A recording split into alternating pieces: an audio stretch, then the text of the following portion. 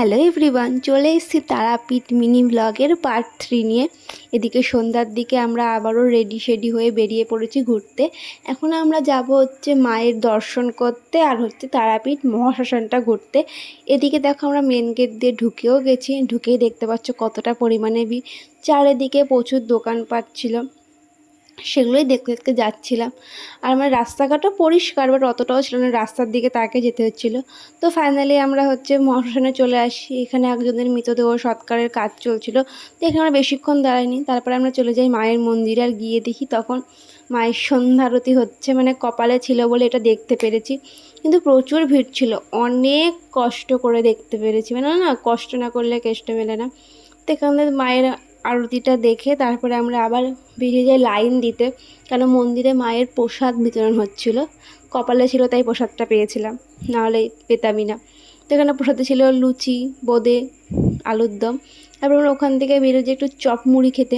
তো ওই চপ মুড়িগুলো খেয়ে আমরা আবার ঢুকি মন্দিরের দিকটাতে। ঢুকতেই দেখতে পাচ্ছ প্রচুর দোকানপাট, মায়ের মূর্তির দোকান, ব্যাগের দোকান, ক্লিপের দোকান, রুদ্রাক্ষর মালা, তারপরে হচ্ছে প্যারা, প্রচুর দোকান, মানে বলে শেষ করা যাবে না। তারপরে আমরা এরকম ঘুরে ঘুরে চারপাশটা দেখছিলাম যে কিছু কেনাকাটা করার আছে কিনা। তো কিছুই কেনাকাটা করিনি। তারপরে আমরা আবার শ্মশানে চলে আসলাম। এসেই হচ্ছে তোমার একটা দোকান থেকে এখানে চটি রেখে মোমবাতি আর ধূপকাঠি কিনে নিলাম, কারণ ওখানে মন্দিরগুলোতে জ্বালাবো বলে। তো পুরো শ্মশানটা তোমাকে খালি পায়েই ঘুরতে হবে, এখানে চটি অ্যালাউ নেই। তো এখানে আমরা ঢুকে গিয়ে এখানে ফার্স্টে প্রণাম করে তারপরে হচ্ছে ধূপকাঠি আর মোমবাতি জ্বালালাম।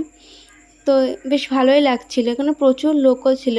কিন্তু শ্মশানে গিয়ে কিন্তু বলবো এক ফোঁটাও ভয় লাগেনি, আলাদাই মনের শান্তি লাগছিলো। বাইরের কোনো কিছু তখন মনে হচ্ছিলো প্রবেশ করছিলো না।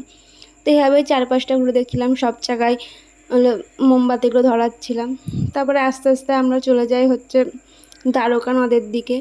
ওখান থেকে হচ্ছে দ্বারকা নদীর একটুখানি জল ছিটিয়ে মাথায় নিয়ে নিই। তারপরে আশপাশটা ঘুরে দেখলাম, দেখে টেকে আবার ওখান থেকে আমরা বেরিয়ে পড়লাম রুমের দিকে আসার জন্য। বেশ ভালোই লাগলো, সন্ধ্যেটা খুব ভালোই কাটলো আমাদের। তো আজকের ভিডিওটা এই পর্যন্তই।